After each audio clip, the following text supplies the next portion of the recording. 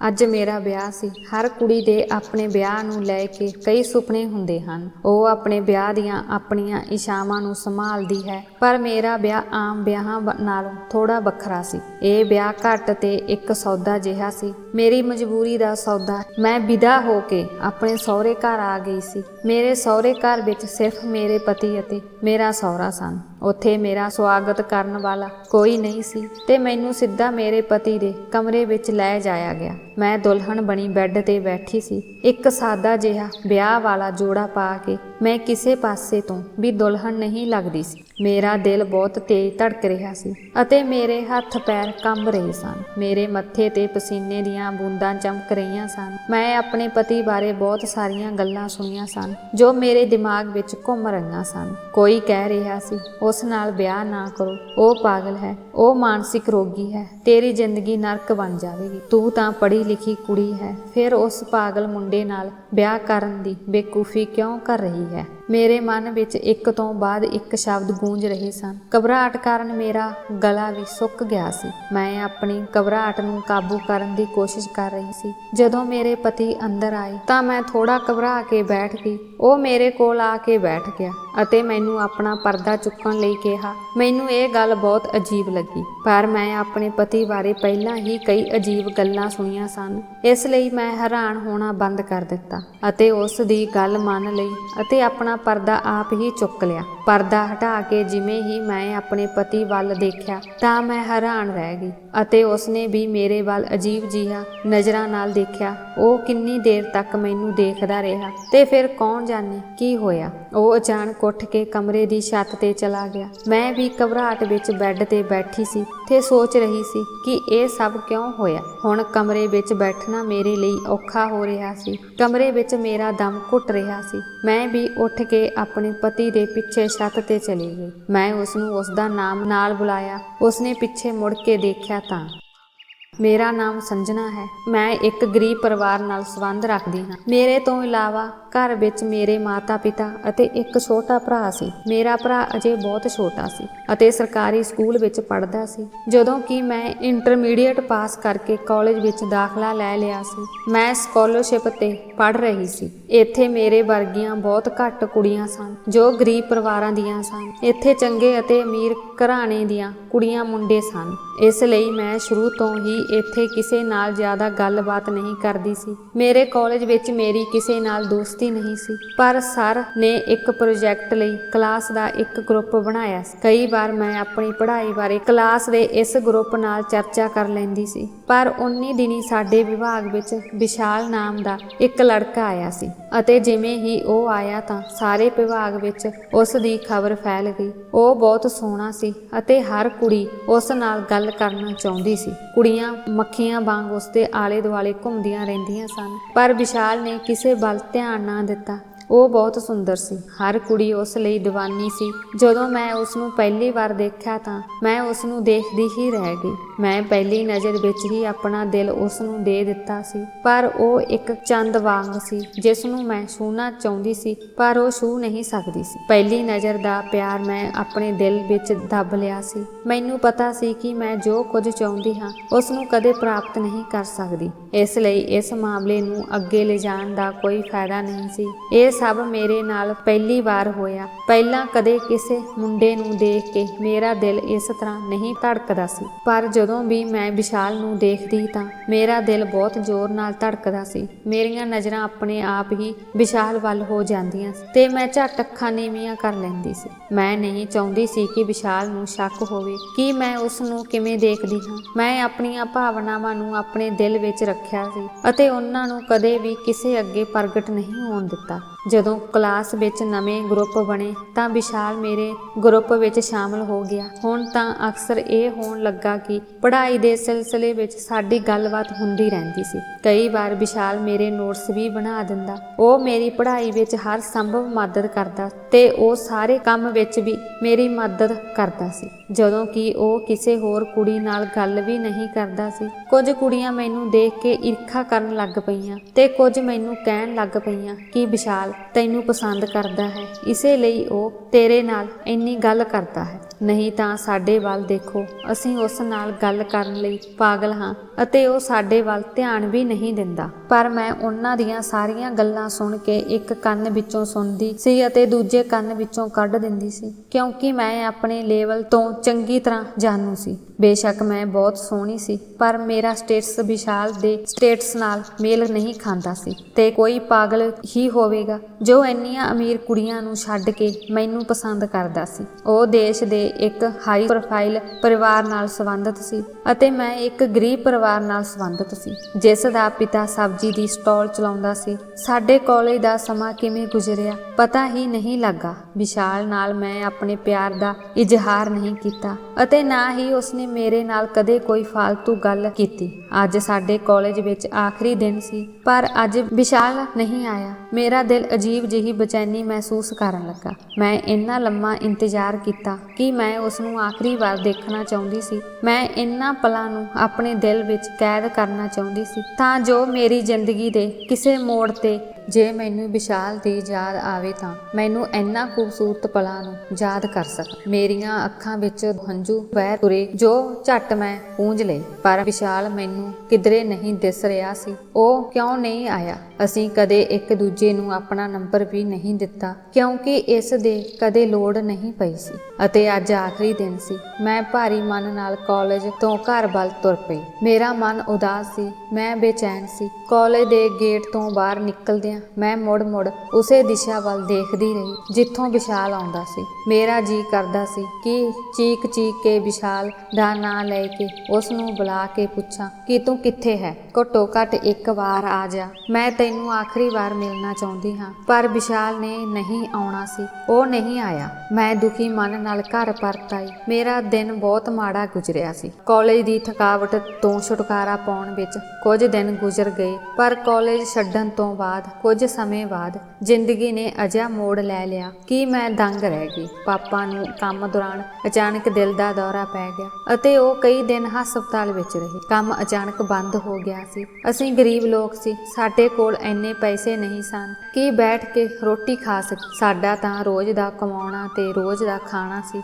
ਬੜੀ ਮੁਸ਼ਕਲ ਵਿੱਚ ਦਿਨ ਗੁਜ਼ਰ ਰਹੇ ਸਨ। ਮੈਂ ਰੋਂਦੀ ਹੋਈ ਆਪਣੇ ਪਿਤਾ ਨੂੰ ਬਚਾਉਣ ਲਈ ਪਰਮਾਤਮਾ ਅੱਗੇ ਪ੍ਰਾਰਥਨਾ ਕਰਦੀ ਸੀ। ਇਸ ਦੁਨੀਆ ਵਿੱਚ ਮੇਰੇ ਪਾਪਾ ਤੋਂ ਇਲਾਵਾ ਕੌਣ ਸੀ? ਡਾਕਟਰ ਨੇ ਕੁਝ ਟੈਸਟ ਦੱਸੇ। ਉਹਨਾਂ ਨੂੰ ਕਰਵਾਉਣ ਤੋਂ ਬਾਅਦ ਪਤਾ ਲੱਗਾ ਕਿ ਪਿਤਾ ਜੀ ਦੇ ਦਿਲ ਦੇ 2 ਵਾਲ ਬੰਦ ਸਨ ਅਤੇ ਉਹਨਾਂ ਦੇ ਦਿਲ ਦੀ ਵੱਡੀ ਸਰਜਰੀ ਹੋਣੀ ਸੀ। ਸਾਡੇ ਕੋਲ ਇੰਨਾ ਮਹਿੰਗਾ ਇਲਾਜ ਕਰਵਾਉਣ ਲਈ ਪੈਸੇ ਨਹੀਂ ਸਨ। ਪਾਪਾ ਕੁਝ ਸਮਾਂ ਸਰਕਾਰੀ ਹਸਪਤਾਲ ਤੋਂ ਇਲਾਜ ਕਰਵਾ ਕੇ ਘਰ ਆ ਗਏ ਸਨ, ਪਰ ਡਾਕਟਰ ਨੇ ਸਖਤੀ ਨਾਲ ਆਰਾਮ ਕਰਨ ਲਈ ਕਿਹਾ ਸੀ। ਪਾਪਾ ਜ਼ਿਆਦਾਤਰ ਘਰ ਵਿੱਚ ਹੀ ਰਹਿੰਦੇ ਸਨ। ਉਹ ਕੰਮ ਤੇ ਜਾਣ ਲਈ ਬਹੁਤ ਕੋਸ਼ਿਸ਼ ਕਰਦੇ ਸਨ, ਪਰ ਮੈਂ ਉਹਨਾਂ ਨੂੰ ਇਨਕਾਰ ਕਰ ਦਿੰਦੀ। ਪਾਪਾ ਕਹਿੰਦੇ, ਬੇਟਾ, ਜੇ ਮੈਂ ਕੰਮ ਨਹੀਂ ਕਰਾਂਗਾ ਤਾਂ ਅਸੀਂ ਕੀ ਖਾਵਾਂਗੇ? ਇੱਕ ਦਿਨ ਪਿਤਾ ਜੀ ਚੋਰੀ ਛਿਪੇ ਕੰਮ ਤੇ ਚਲੇ ਗਏ ਤਾਂ ਉਹਨਾਂ ਦੀ ਤਬੀਅਤ ਵਿਗੜ ਗਈ। ਹੁਣ ਪਿਤਾ ਜੀ ਨੇ ਆਪ ਹੀ ਕਹਿਣਾ ਸ਼ੁਰੂ ਕਰ ਦਿੱਤਾ ਕਿ ਜਦੋਂ ਤੱਕ ਉਹ ਠੀਕ ਨਹੀਂ ਹੋ ਜਾਂਦੇ ਉਹ ਕੰਮ ਤੇ ਨਹੀਂ ਜਾਵੇਗਾ। ਰੱਬ ਨਾ ਕਰੇ ਜੇ ਮੈਨੂੰ ਕੁਝ ਹੋ ਗਿਆ ਤਾਂ ਤੁਹਾਡਾ ਕੀ ਬਣੇਗਾ? ਪਰ ਘਰ ਵਿੱਚ ਇਸ ਤਰ੍ਹਾਂ ਕਦੋਂ ਤੱਕ ਚੱਲਦਾ? ਜੋ ਵੀ ਰਾਸ਼ਨ ਸੀ ਉਹ ਖਤਮ ਹੋ ਚੁੱਕਾ ਸੀ। ਇਕੱਠੀ ਕੀਤੀ ਪੂੰਜੀ ਵੀ ਹੌਲੀ ਖਤਮ ਹੋਣ ਲੱਗੀ। ਅਸੀਂ ਘਰ ਵੀ ਬਦਲ ਲਿਆ ਸੀ, ਕਿਰਾਏ ਤੇ ਕਮਰਾ ਲੈ ਲਿਆ ਸੀ। ਇਹ ਇੱਕ ਛੋਟਾ ਜਿਹਾ ਘਰ ਸੀ। ਉੱਥੇ ਰਹਿਣ ਵਿੱਚ ਬਹੁਤ ਮੁਸ਼ਕਲਾਂ ਸਨ, ਪਰ ਫਿਰ ਵੀ ਉਹ ਸਾਡਾ ਸਾਥ ਦੇ ਰਹੇ ਸਨ। ਮਾਂ ਦਾ ਫਿਕਰਮੰਦ ਚਿਹਰਾ ਦੇਖ ਕੇ ਮੈਨੂੰ ਵੀ ਚਿੰਤਾ ਹੋ ਜਾਂਦੀ ਸੀ। ਭਰਾ ਅਜੇ ਬਹੁਤ ਛੋਟਾ ਸੀ, ਇਸ ਕਰਕੇ ਉਹ ਸਾਡੀ ਜ਼ਿੰਮੇਵਾਰੀ ਨਹੀਂ ਚੱਕ ਸਕਦਾ ਸੀ ਤੇ ਫਿਰ ਮੈਨੂੰ ਹੀ ਕੁਝ ਕਰਨਾ ਪਏਗਾ। ਮੈਂ ਮਨ ਬਣਾ ਲਿਆ ਕਿ ਫਿਰ ਪਾਪਾ ਦੀ ਸਬਜ਼ੀ ਦੀ ਰੇਹੜੀ ਕੱਢ ਕੇ ਘਰ ਦੇ ਬਾਹਰ ਲਗਾਉਣ ਲੱਗੀ।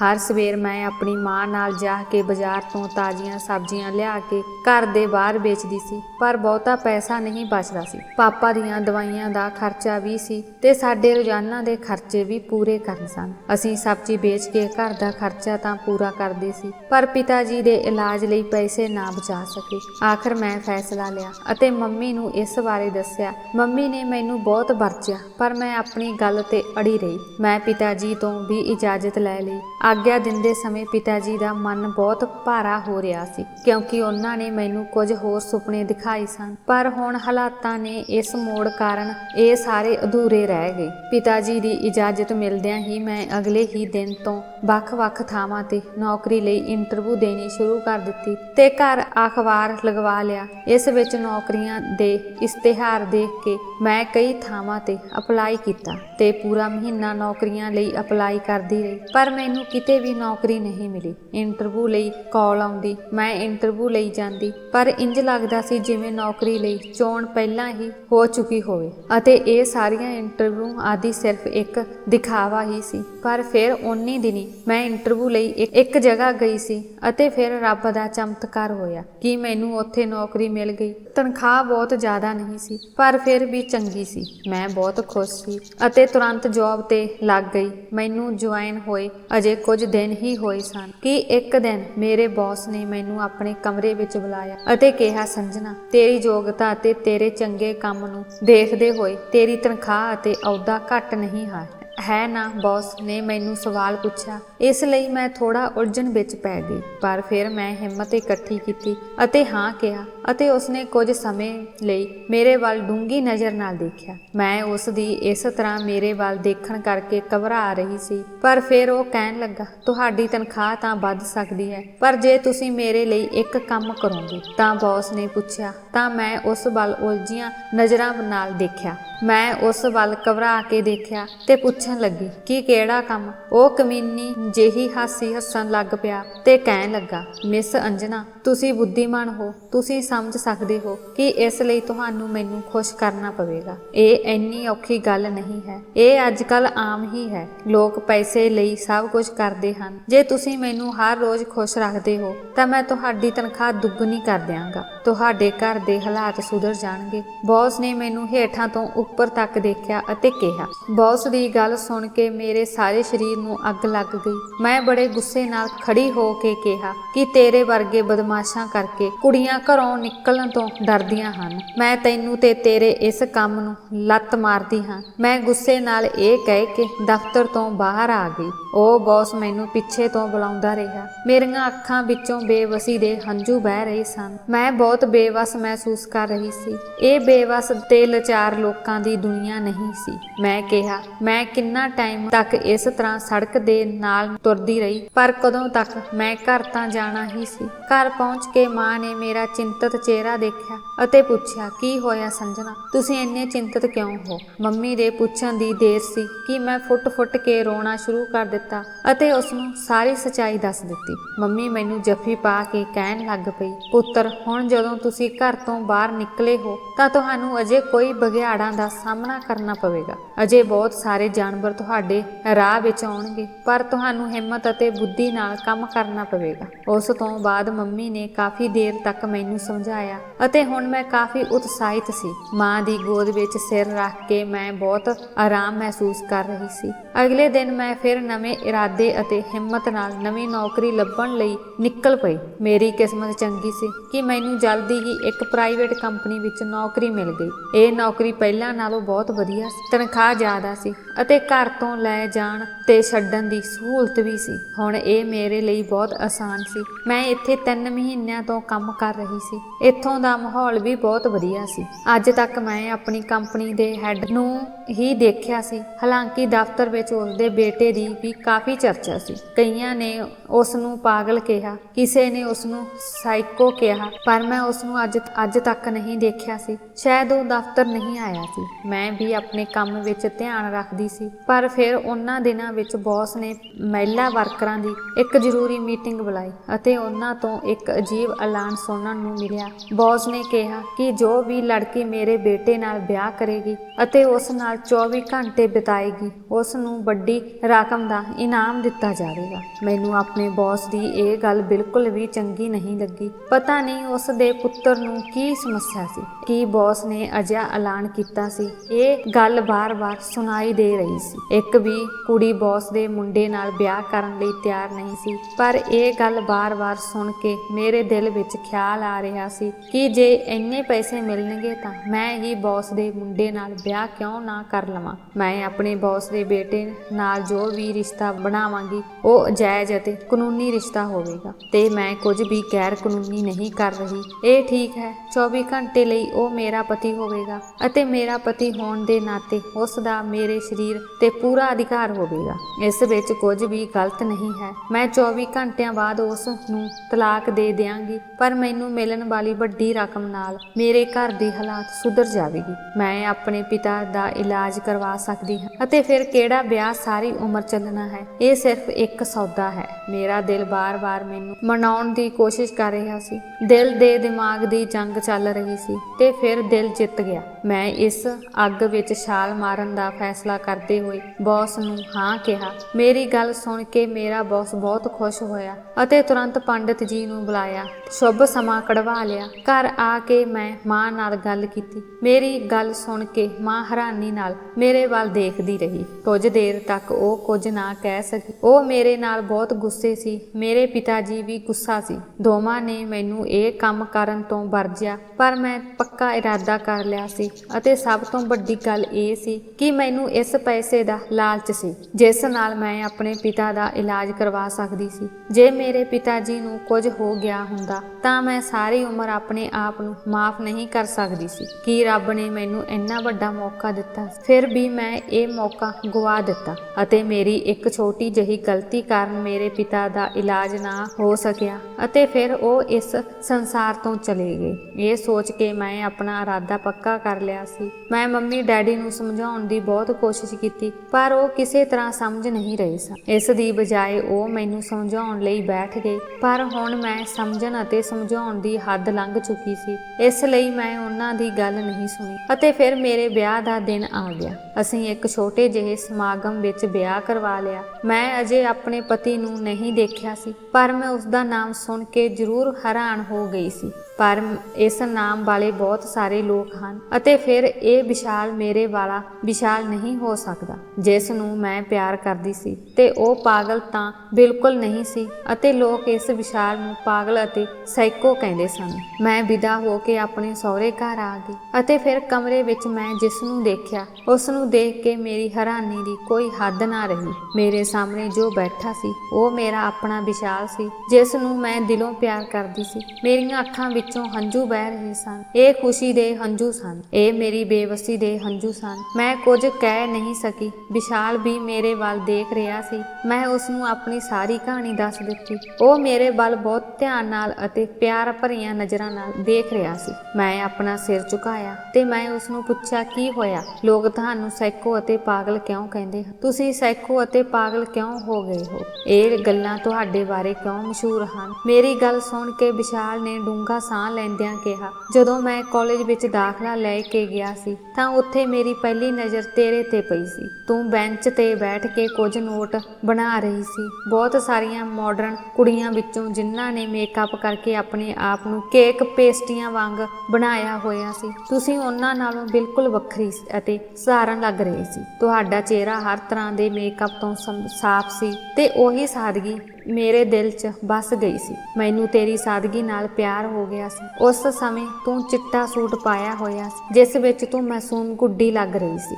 ਮੈਂ ਕੁਝ ਦੇਰ ਤੱਕ ਤੈਨੂੰ ਦੇਖਦਾ ਰਿਹਾ। ਇੰਜ ਜਾਪਦਾ ਸੀ ਜਿਵੇਂ ਕਿਸੇ ਹੋਰ ਥਾਂ ਤੇ ਕੋਈ ਫਰਿਸ਼ਤਾ ਮੇਰੇ ਸਾਹਮਣੇ ਆ ਗਿਆ ਹੋਵੇ। ਤੈਥੋਂ ਪਹਿਲਾਂ ਵੀ ਕਈ ਕੁੜੀਆਂ ਮੇਰੀ ਜ਼ਿੰਦਗੀ ਵਿੱਚ ਆਈਆਂ, ਪਰ ਮੇਰਾ ਦਿਲ ਕਿਸੇ ਵੀ ਕੁੜੀ ਨਾਲ ਨਹੀਂ ਮਿਲਿਆ। ਉਹ ਕੁੜੀਆਂ ਟਾਈਮ ਪਾਸ ਕਰਨ ਲਈ ਮੇਰੇ ਕੋਲ ਆਉਂਦੀਆਂ ਸਨ, ਪਰ ਤੈਨੂੰ ਦੇਖ ਕੇ ਮੈਨੂੰ ਪਹਿਲੀ ਨਜ਼ਰ ਵਿੱਚ ਹੀ ਪਿਆਰ ਹੋ ਗਿਆ ਸੀ ਤੇ ਮੈਂ ਉੱਥੇ ਪੜ੍ਹ ਕੇ ਫੈਸਲਾ ਕਰ ਲਿਆ ਸੀ ਕਿ ਮੈਂ ਸਿਰਫ ਤੈਨੂੰ ਹੀ ਆਪਣਾ ਜੀਵਨ ਸਾਥੀ ਬਣਾਵਾਂਗਾ। ਇਸ ਲਈ ਮੈਂ ਤੁਹਾਡੇ ਨਾਲ ਗੱਲ ਕਰਨਾ ਸ਼ੁਰੂ ਕਰ ਦਿੱਤਾ।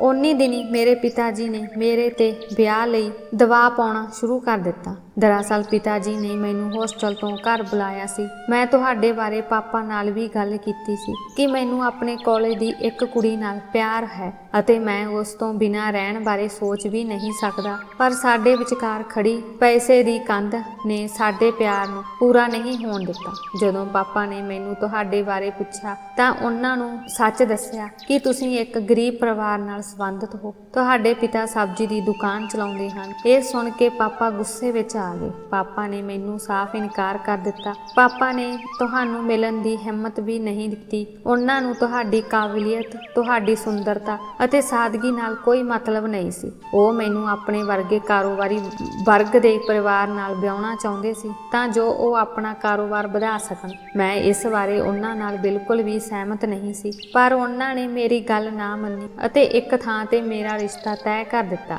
ਇਸੇ ਕਰਕੇ ਮੈਂ ਆਖਰੀ ਦਿਨ ਕਾਲਜ ਨਹੀਂ ਆ ਸਕਿਆ। ਮੈਨੂੰ ਪਤਾ ਸੀ ਕਿ ਤੁਸੀਂ ਵੀ ਮੈਨੂੰ ਪਸੰਦ ਕਰਦੇ ਹੋ। ਮੈਂ ਤੇਰੀਆਂ ਅੱਖਾਂ ਵਿੱਚ ਆਪਣੇ ਲਈ ਪਿਆਰ ਦੇਖਿਆ ਸੀ। ਮੈਂ ਆਖਰੀ ਦਿਨ ਤੇਰੀ ਉਮੀਦ ਨੂੰ ਤੋੜ ਨਹੀਂ ਸਕਦਾ ਸੀ। ਮੈਂ ਆਪਣੇ ਪਿਤਾ ਦੇ ਕਾਰਨ ਬੇਵੱਸ ਸੀ। ਪਾਪਾ ਨੇ ਆਪਣੀ ਸਹੁੰ ਖਾ ਕੇ ਮੇਰਾ ਰਿਸ਼ਤਾ ਪੱਕਾ ਕਰ ਦਿੱਤਾ ਸੀ ਤੇ ਮੈਂ ਆਖਰੀ ਦਿਨ ਕਾਲਜ ਜਾ ਕੇ ਤੁਹਾਡੀਆਂ ਉਮੀਦਾਂ ਕਿਵੇਂ ਤੋੜ ਸਕਦਾ ਸੀ। ਮੈਂ ਕਿਸ ਮੂੰਹ ਆਖਦਾ ਕਿ ਮੇਰਾ ਰਿਸ਼ਤਾ ਤੈਅ ਹੋ ਗਿਆ ਹੈ। ਮੈਂ ਤੁਹਾਡੀਆਂ ਅੱਖਾਂ ਵਿੱਚ ਹੰਝੂ ਬਰਦਾਸ਼ਤ ਨਹੀਂ ਕਰ ਸਕਦਾ ਸੀ। ਇਸੇ ਕਰਕੇ ਮੈਂ ਜਾਣਬੁੱਝ ਕੇ ਆਖਰੀ ਦਿਨ ਕਾਲਜ ਨਹੀਂ ਆਇਆ। ਮੇਰੀ ਮੰਗਣੀ ਬੜੀ ਧੂਮਧਾਮ ਨਾਲ ਹੋਈ। ਮੈਂ ਆਪਣੇ ਪਿਤਾ ਦੀ ਇੱਛਾ ਅੱਗੇ ਸਿਰ ਝੁਕਾ ਲਿਆ ਸੀ, ਪਰ ਉਸ ਤੋਂ ਬਾਅਦ ਮੈਂ ਚੁੱਪ ਰਹਿਣ ਲੱਗ ਪਿਆ। ਮੇਰੀ ਮੰਗੇਤਰ ਅਕਸਰ ਮੈਨੂੰ ਬਾਹਰ ਲਿਜਾਣ ਲਈ ਕਹਿੰਦੀ, ਮੈਨੂੰ ਮਹਿੰਗੇ ਤੋਹਫੇ ਦਿੰਦੀ ਸੀ। ਉਹ ਮੇਰੇ ਨਾਲ ਸਮਾਂ ਬਿਤਾਉਣਾ ਚਾਹੁੰਦੀ ਸੀ, ਪਰ ਮੈਨੂੰ ਇਹ ਬਿਲਕੁਲ ਵੀ ਪਸੰਦ ਨਹੀਂ ਸੀ। ਮੈਂ ਬਾਰ-ਬਾਰ ਤੇਰੇ ਬਾਰੇ ਸੋਚਦਾ ਸੀ। ਫਿਰ ਇੱਕ ਦਿਨ ਮੈਂ ਕਾਲਜ ਵਿਭਾਗ ਤੋਂ ਤੁਹਾਡੇ ਘਰ ਦਾ ਪਤਾ ਲੈ ਲਿਆ ਅਤੇ ਫਿਰ ਤੁਹਾਡੇ ਘਰ ਵੀ ਗਿਆ, ਪਰ ਉੱਥੋਂ ਮੈਨੂੰ ਪਤਾ ਲੱਗਾ ਕਿ ਤੁਸੀਂ ਲੋਕ ਘਰ ਛੱਡ ਗਏ ਹੋ। ਮੈਂ ਬਹੁਤ ਨਿਰਾਸ਼ ਸੀ। ਹੁਣ ਇੰਨੇ ਵੱਡੇ ਸ਼ਹਿਰ ਵਿੱਚ ਮੈਂ ਤੁਹਾਨੂੰ ਕਿੱਥੇ ਲੱਭਦਾ। ਉਸ ਤੋਂ ਬਾਅਦ ਮੈਂ ਆਪਣੇ ਆਪ ਤੋਂ ਬੋਰ ਹੋ ਗਿਆ। ਉਨੀ ਦਿਨੀ ਮੇਰੀ ਮੰਗੇਤਰ ਨਾਲ ਲੜਾਈ ਹੋ ਗਈ। ਉਹ ਬਹੁਤ ਖੁੱਲੇ ਦਿਲ ਵਾਲੀ ਕੁੜੀ ਸੀ। ਇੱਕ ਵਾਰ ਅਸੀਂ ਸਾਰੇ ਇੱਕ ਹੋਟਲ ਵਿੱਚ ਸੀ ਤੇ ਪਾਰਟੀ ਚੱਲ ਰਹੀ ਸੀ। ਮੈਨੂੰ ਹੋਟਲ ਦੇ ਕਮਰੇ ਵਿੱਚ ਲੈ ਗਈ ਤੇ ਮੇਰੇ ਨਾਲ ਉਸਨੇ ਕਿਹਾ ਕਿ ਵਿਸ਼ਾਲ, ਇਹ ਵਿਆਹ ਤੋਂ ਬਾਅਦ ਹੋਣਾ ਹੀ ਹੈ। ਜੇ ਇਹ ਪਹਿਲਾਂ ਹੁੰਦਾ ਹੈ ਤਾਂ ਕੀ ਗਲਤ ਹੈ। ਮੈਂ ਤੇਰੇ ਬਿਨਾਂ ਹੋਰ ਨਹੀਂ ਰਹਿ ਸਕਦੀ। ਉਹ ਮੇਰੇ ਨਾਲ ਜ਼ਬਰਦਸਤੀ ਕਰਨ ਲੱਗੀ। ਮੈਂ ਉਸਨੂੰ ਧੱਕਾ ਦੇ ਕੇ ਬੈੱਡ ਤੇ ਸੁੱਟ ਦਿੱਤਾ ਤੇ ਮੈਂ ਘਰ ਆ ਗਿਆ। ਉਸ ਨੂੰ ਮੇਰਾ ਇਸ ਤਰ੍ਹਾਂ ਛੱਡ ਕੇ ਜਾਣਾ ਬੁਰਾ ਲੱਗਾ ਅਤੇ ਉਸਨੇ ਆਪਣੇ ਪਿਤਾ ਨੂੰ ਮੇਰੀ ਸ਼ਿਕਾਇਤ ਕਰ ਦਿੱਤੀ। ਇਸ ਤੋਂ ਬਾਅਦ ਉਸ ਦੇ ਪਿਤਾ ਨੇ ਮੇਰੇ ਪਿਤਾ ਨਾਲ ਗੱਲ ਕੀਤੀ ਤਾਂ ਘਰ ਵਿੱਚ ਹੜਕੰਪ ਮਚ ਗਿਆ। ਪਾਪਾ ਨੇ ਪਹਿਲਾਂ ਤਾਂ ਮੈਨੂੰ ਬੁਰਾ ਭਲਾ ਬੋਲਿਆ ਅਤੇ ਫਿਰ ਪਾਪਾ ਨੇ ਮੈਨੂੰ ਸਾਫ਼-ਸਾਫ਼ ਕਿਹਾ ਕਿ ਇਹ ਸੱਚ ਹੈ ਕਿ ਮੈਨੂੰ ਆਪਣੀ ਮੰਗੇਤਰ ਤੋਂ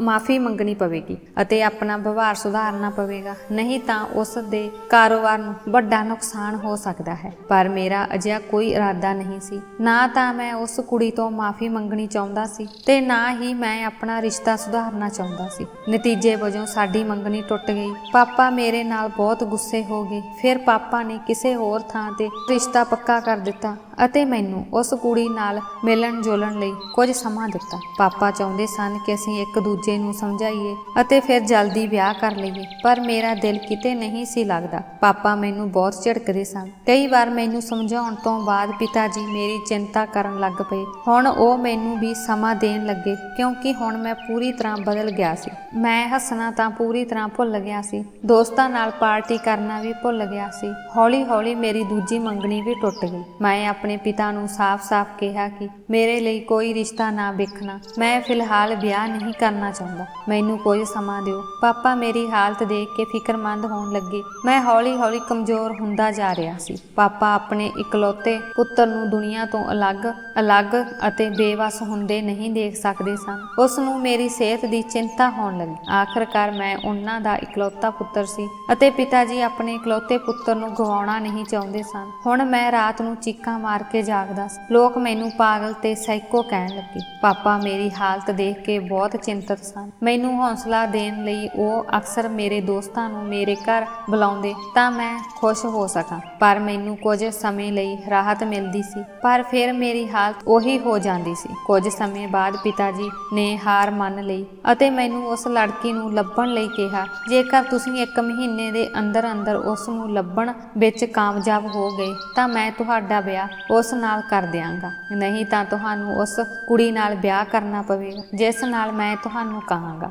ਮੈਂ ਪਿਤਾ ਜੀ ਦੀ ਸ਼ਰਤ ਮੰਨ ਲਈ। ਮੈਂ ਤੁਹਾਨੂੰ ਬਹੁਤ ਲੱਭਿਆ, ਤੁਹਾਡੇ ਇਲਾਕੇ ਵਿੱਚ ਗਿਆ ਅਤੇ ਉੱਥੋਂ ਤੁਹਾਡਾ ਨਵਾਂ ਪਤਾ ਲੈ ਲਿਆ, ਪਰ ਉਹਨਾਂ ਨੇ ਜੋ ਪਤਾ ਦਿੱਤਾ ਉਹ ਗਲਤ ਨਿਕਲਿਆ। ਤੇਰੇ ਪਾਪਾ ਬਾਰੇ ਤਾਂ ਮੈਨੂੰ ਕੁਝ ਪਤਾ ਹੀ ਨਹੀਂ ਸੀ। ਫਿਰ ਮਹੀਨਾ ਕਿਵੇਂ ਲੰਘ ਗਿਆ ਮੈਨੂੰ ਕੁਝ ਪਤਾ ਨਹੀਂ ਲੱਗਾ। ਤੇਰੀ ਨਾ ਤਾਂ ਤੇਰੀ ਕੋਈ ਤਸਵੀਰ ਸੀ ਤੇ ਨਾ ਹੀ ਕਿਸੇ ਨਾਲ ਤੇਰੀ ਦੋਸਤੀ ਸੀ ਜਿਸ ਤੋਂ ਮੈਂ ਤੇਰੇ ਬਾਰੇ ਪੁੱਛ ਸਕਦਾ। ਮਹੀਨਾ ਖਤਮ ਹੁੰਦੇ ਹੀ ਪਾਪਾ ਨੇ ਮੈਨੂੰ ਤੁਹਾਡੇ ਬਾਰੇ ਪੁੱਛਿਆ ਤਾਂ ਮੈਂ ਹਾਰੇ ਹੋਏ ਲਹਿਜੇ ਵਿੱਚ ਪਾਪਾ ਨੂੰ ਕਿਹਾ ਕਿ ਮੈਂ ਕਿਸੇ ਵੀ ਕੁੜੀ ਨਾਲ ਵਿਆਹ ਕਰਨ ਲਈ ਤਿਆਰ ਹਾਂ। ਪਾਪਾ ਬਹੁਤ ਖੁਸ਼ ਸਨ ਅਤੇ ਫਿਰ ਅਗਲੇ ਹੀ ਦਿਨ ਉਹਨਾਂ ਨੇ ਕਿਹਾ ਕਿ ਮੇਰੀ ਨਿਗਾਹ ਵਿੱਚ ਇੱਕ ਲੜਕੀ ਹੈ ਜਿਸ ਨਾਲ ਤੁਹਾਡਾ ਵਿਆਹ ਤੈਅ ਹੋ ਗਿਆ। ਮੈਂ ਪਿਤਾ ਜੀ ਨੂੰ ਕੁਝ ਨਹੀਂ ਪੁੱਛਿਆ, ਕੁੜੀ ਕੌਣ ਹੈ, ਕਿਵੇਂ ਹੈ। ਹੁਣ ਮੇਰੇ ਅੰਦਰ ਜ਼ਿੰਦਗੀ ਜਿਉਣ ਦਾ ਕੋਈ ਉਤਸ਼ਾਹ ਨਹੀਂ ਬਚਿਆ ਸੀ। ਜਦੋਂ ਵਿਆਹ ਹੋਇਆ ਤਾਂ ਪਿਤਾ ਜੀ ਨੇ ਤੇਰਾ ਨਾਮ ਲਿਆ ਅਤੇ ਕਿਹਾ ਕਿ ਸੰਜਨਾ ਮੇਰੇ ਦਫ਼ਤਰ ਵਿੱਚ ਕੰਮ ਕਰਦੀ ਹੈ। ਉਹ ਬਹੁਤ ਚੰਗੀ ਕੁੜੀ ਹੈ, ਤੁਹਾਨੂੰ ਜ਼ਰੂਰ ਪਸੰਦ ਆਵੇਗੀ। ਮੇਰੀ ਪਸੰਦ ਤੇ ਭਰੋਸਾ ਕਰੋ। ਮੈਂ ਤੁਹਾਡਾ ਨਾਮ ਸੁਣ ਕੇ ਹੈਰਾਨ ਰਹਿ ਗਿਆ ਸੀ, ਪਰ ਮੈਂ ਸੋਚਿਆ ਕਿ ਸੰਜਨਾ ਨਾਮ ਦੀ ਇੱਕ ਹੀ ਕੁੜੀ ਤਾਂ ਨਹੀਂ ਹੋ ਸਕਦੀ। ਪਰ ਅੱਜ ਮੈਂ ਤੁਹਾਨੂੰ ਆਪਣੇ ਕਮਰੇ ਵਿੱਚ ਦੇਖ ਕੇ ਹੈਰਾਨ ਹਾਂ। ਸ਼ਾਇਦ ਕੁਦਰਤ ਨੇ ਸਾਡਾ ਮਿਲਾਪ ਲਿਖਿਆ ਸੀ, ਇਸ ਲਈ ਸਾਡੀ ਕਿਸਮਤ ਜੁੜ ਗਈ ਅਤੇ ਅਸੀਂ ਇੱਕ ਦੂਜੇ ਨੂੰ ਮਿਲੇ ਅਤੇ ਦੇਖੋ ਅੱਜ ਅਸੀਂ ਇੱਕ ਹਾਂ। ਇਹ ਕਹਿ ਕੇ ਵਿਸ਼ਾਲ ਨੇ ਆਪਣਾ ਹੱਥ ਮੇਰੇ ਵੱਲ ਵਧਾ ਦਿੱਤਾ ਅਤੇ ਮੈਂ ਵੀ ਉਸ ਦੇ ਹੱਥ ਤੇ ਹੱਥ ਰੱਖ ਦਿੱਤਾ। ਵਿਸ਼ਾਲ ਨੇ ਮੇਰਾ ਹੱਥ ਚੁੰਮਿਆ ਅਤੇ ਮੇਰੇ ਹੱਥ ਵਿੱਚ ਹੀਰੇ ਦੀ ਮੁੰਦਰੀ ਪਾ ਦਿੱਤੀ। ਮੈਂ ਬਹੁਤ ਖੁਸ਼ ਸੀ ਕਿ ਅੱਜ ਮੈਨੂੰ ਉਹ ਮਿਲਿਆ ਜਿਸ ਨੂੰ ਮੈਂ ਚਾਹੁੰਦੀ ਸੀ। ਵਿਸ਼ਾਲ ਨੇ ਅੱਖਾਂ ਵਿੱਚ ਸ਼ਰਾਰਤਾਂ ਲਿਆਉਂਦਿਆਂ ਕਿਹਾ, ਸੱਜਣਾ ਮੇਰੇ ਤੋਂ ਦੂਰ ਨਾ ਰਹਿ, ਮੈਂ ਤੈਨੂੰ ਤਰਸ ਰਿਹਾ ਹਾਂ, ਮੇਰੀਆਂ ਬਾਹਾਂ ਵਿੱਚ ਆ। ਮੈਂ ਵੀ ਬਿਨਾਂ ਕਿਸੇ ਦੇਰੀ ਤੇ ਵਿਸ਼ਾਲ ਦੀਆਂ ਬਾਹਾਂ ਵਿੱਚ ਆ ਗਈ। ਮੈਂ ਸਾਰੀ ਰਾਤ ਵਿਸ਼ਾਲ ਦੇ ਪਿਆਰ ਵਿੱਚ ਡੁੱਬੀ ਰਹੀ। ਅੱਜ ਮੈਂ ਬਹੁਤ ਖੁਸ਼ ਸੀ, ਪਰਮਾਤਮਾ ਨੇ ਮੈਨੂੰ ਸਭ ਕੁਝ ਦੇ ਦਿੱਤਾ ਸੀ। ਅਗਲੀ ਸਵੇਰ ਵਿਸ਼ਾਲ ਅਤੇ ਮੈਂ ਬਹੁਤ ਖੁਸ਼ ਹੋ ਕੇ ਕਮਰੇ ਤੋਂ ਬਾਹਰ ਆਏ ਅਤੇ ਜਾ ਕੇ ਪਾਪਾ ਨੂੰ ਮਿਲੇ। ਪਾਪਾ ਸਾਨੂੰ ਦੋਹਾਂ ਨੂੰ ਇਕੱਠੇ ਦੇਖ ਕੇ ਖੁਸ਼ ਅਤੇ ਹੈਰਾਨ ਹੋਏ। ਫਿਰ ਅਸੀਂ ਦੋਹਾਂ ਨੇ ਇੱਕ ਦੂਜੇ ਨੂੰ ਜੱਫੀ ਪਾ ਲਈ। ਉਹਨਾਂ ਦੀਆਂ ਅੱਖਾਂ ਨਮ ਹੋ ਗਈਆਂ। ਸ਼ਾਇਦ ਉਹ ਵੀ ਵਿਸ਼ਾਲ ਦੀ ਹਾਲਤ ਦੇਖ ਕੇ ਬਹੁਤ ਚਿੰਤਤ ਸੀ। ਵਿਸ਼ਾਲ ਨੂੰ ਖੁਸ਼ ਦੇਖ ਕੇ ਉਹਨਾਂ ਨੂੰ ਚੰਗਾ ਲੱਗਿਆ। ਅਸੀਂ ਇਕੱਠੇ ਨਾਸ਼ਤਾ ਕੀਤਾ। ਮੈਂ ਚੰਗਾ ਮਹਿਸੂਸ ਕਰ ਰਹੀ ਸੀ। ਮੇਰਾ ਸਹੁਰਾ ਹੈਰਾਨੀ ਨਾਲ ਵਿਸ਼ਾਲ ਨੂੰ ਦੇਖ ਰਿਹਾ ਸੀ, ਪਰ ਉਹ ਸਮਝ ਨਹੀਂ ਪਾ ਰਿਹਾ ਸੀ ਕਿ ਵਿਸ਼ਾਲ ਨੂੰ ਕਿਸੇ ਹੋਰ ਕੁੜੀ ਨਾਲ ਪਿਆਰ ਹੋ ਗਿਆ ਸੀ ਅਤੇ ਉਹ ਵੀ ਇੱਕ ਰਾਤ ਵਿੱਚ ਹੀ। ਉਸ ਨੂੰ ਆਪਣੀ ਪਤਨੀ ਨਾਲ ਪਿਆਰ ਕਿਵੇਂ ਹੋ ਗਿਆ ਉਹ ਸੱਚ ਨਹੀਂ ਜਾਣਦੇ ਸੀ। ਸੱਚਾਈ ਸਿਰਫ ਮੈਨੂੰ ਅਤੇ ਵਿਸ਼ਾਲ ਨੂੰ ਹੀ ਪਤਾ ਸੀ। ਪਾਪਾ ਨੇ ਵਿਸ਼ਾਲ ਨੂੰ ਪੁੱਛਿਆ, ਕੀ ਗੱਲ ਹੈ, ਤੈਨੂੰ ਆਪਣੀ ਪਤਨੀ ਨਾਲ ਪਿਆਰ ਕਿਵੇਂ ਹੋ ਗਿਆ? ਵਿਸ਼ਾਲ ਨੇ ਆਪਣੇ ਪਿਤਾ ਵੱਲ ਦੇਖਿਆ ਅਤੇ ਕਿਹਾ, ਪਿਤਾ ਜੀ ਮੈਨੂੰ ਇੰਨੀ ਵੱਡੀ ਖੁਸ਼ੀ ਦੇਣ ਲਈ ਧੰਨਵਾਦ। ਇਹ ਕਹਿ ਕੇ ਵਿਸ਼ਾਲ ਨੇ ਆਪਣੇ ਪਿਤਾ ਨੂੰ ਜੱਫੀ ਪਾ ਲਈ। ਮੇਰੇ ਸਹੁਰੇ ਦੀਆਂ ਅੱਖਾਂ ਨਮ ਹੋ ਗਈਆਂ। ਕਿੰਨੀ ਦੇਰ ਉਹ ਵਿਸ਼ਾਲ ਨੂੰ ਛਾਤੀ ਨਾਲ ਲਾ ਕੇ ਖੜਾ ਰਿਹਾ। ਸਾਡੇ ਵਿਆਹ ਨੂੰ ਤਕਰੀਬਨ 1 ਮਹੀਨਾ ਹੋ ਗਿਆ ਸੀ। ਇਸ ਤਰ੍ਹਾਂ ਬੈਠਿਆਂ ਮੈਨੂੰ ਵਿਸ਼ਾਲ ਦੀ ਮਾਂ ਦਾ ਖਿਆਲ ਆਇਆ ਤਾਂ ਮੈਂ ਉਸ ਨੂੰ ਪੁੱਛਿਆ, ਵਿਸ਼ਾਲ ਤੁਹਾਡੀ ਮਾਂ ਕਿੱਥੇ ਹੈ? ਮੈਂ ਉਸ ਬਾਰੇ ਕਦੇ ਨਹੀਂ ਸੁਣਿਆ ਅਤੇ ਨਾ ਹੀ ਮੈਂ ਕਦੇ ਉਸ ਦੀ ਕੋਈ ਤਸਵੀਰ ਦੇਖੀ। ਇੱਥੋਂ ਤੱਕ ਕਿ ਮੈਂ ਪੂਰੇ ਘਰ ਵਿੱਚ ਉਸ ਦੀ ਇੱਕ ਵੀ ਫੋਟੋ ਨਹੀਂ ਵੇਖੀ, ਜਦੋਂ ਕਿ ਤੁਹਾਡੇ ਬਚਪਨ ਦੀਆਂ ਅਤੇ ਤੁਹਾਡੇ ਪਿਤਾ ਜੀ ਦੀਆਂ ਬਹੁਤ ਸਾਰੀਆਂ ਤਸਵੀਰਾਂ ਹਨ। ਹਰ ਤਸਵੀਰ ਵਿੱਚ ਸਿਰਫ ਤੁਸੀਂ ਅਤੇ ਤੁਹਾਡੇ ਪਿਤਾ ਜੀ ਹੋ। ਮੇਰੀਆਂ ਗੱਲਾਂ ਸੁਣ ਕੇ ਵਿਸ਼ਾਲ ਹੱਸਣ ਲੱਗਾ ਤੇ ਬੋਲਿਆ, ਅੱਜ ਮੈਂ ਤੁਹਾਨੂੰ ਇਹ ਸੱਚ ਵੀ ਦੱਸਦਾ ਹਾਂ। ਦਰਅਸਲ ਮੇਰੇ ਮਾਤਾ ਪਿਤਾ ਦਾ ਵਿਆਹ ਕੋਈ ਵਿਆਹ ਨਹੀਂ ਸੀ, ਇਹ ਇੱਕ ਵਪਾਰਕ ਸੌਦਾ ਸੀ। ਵਿਆਹ ਸਿਰਫ ਕਾਰੋਬਾਰ ਨੂੰ ਵਧਾਉਣ ਲਈ ਕੀਤਾ ਗਿਆ ਸੀ। ਮੇਰੀ ਮਾਂ ਦਾ ਆਪਣਾ ਸਮਾਜਿਕ ਜੀਵਨ ਸੀ, ਉਹ ਬਾਹਰ ਹੀ ਬਿਜੀ ਰਹਿੰਦੀ ਸੀ, ਕਦੇ ਪਾਰਟੀ ਤੇ ਕਦੇ ਕਲੱਬ। ਪਾਪਾ ਹਮੇਸ਼ਾ ਆਪਣੇ ਕਾਰੋਬਾਰ ਨੂੰ ਵਧਾਉਣ ਵਿੱਚ ਰੁੱਝੇ ਰਹਿੰਦੇ ਸੀ। ਦੋਵਾਂ ਦਾ ਰਿਸ਼ਤਾ ਤਾਂ ਸੀ, ਪਰ ਉਹ ਇੱਕ ਦੂਜੇ ਦੇ ਨਾਲ ਨਹੀਂ ਸਨ। ਉਹਨਾਂ ਦੇ ਰਿਸ਼ਤੇ ਵਿੱਚ ਪਿਆਰ ਨਹੀਂ ਸੀ। ਇਸ ਸਮੇਂ ਦੌਰਾਨ ਮੈਂ ਨਾ ਚਾਹੁੰਦੇ ਹੋਏ ਪੈਦਾ ਹੋ ਗਿਆ ਸੀ। ਹਾਲਾਂਕਿ ਮਾਂ ਬੱਚਾ ਨਹੀਂ ਚਾਹੁੰਦੀ ਸੀ, ਉਹ ਇਸ ਵੇਲੇ ਆਪਣੇ ਪੈਰਾਂ ਵਿੱਚ ਕਿਸੇ ਤਰ੍ਹਾਂ ਦੀ ਜੰਜੀਰ ਨਹੀਂ ਪਾਉਣਾ ਚਾਹੁੰਦੀ ਸੀ, ਪਰ ਸ਼ਾਇਦ ਕੁਦਰਤ ਨੂੰ ਕੁਝ ਹੋਰ ਹੀ ਮਨਜ਼ੂਰ ਸੀ ਤੇ ਮੈਂ ਇਸ ਦੁਨੀਆ ਵਿੱਚ ਆ ਗਿਆ। ਮੇਰੇ ਜਨਮ ਤੋਂ ਬਾਅਦ ਕੁਝ ਦਿਨਾਂ